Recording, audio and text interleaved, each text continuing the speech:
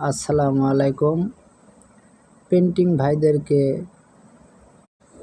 জন্য কথাটা উদ্দেশ্য করে বলা, আমরা যারা বাইরে কাজ করি, কাজ করা অবস্থায় পাখির বাসা দেখা যায়, আমরা পাখির বাসা ক্ষতি করব না। এই যে পাইপটা দেখতেছেন, পাইপটার ভিতরে ময়না পাখির বাসা আছে, আমরা দেখতেই পারছি।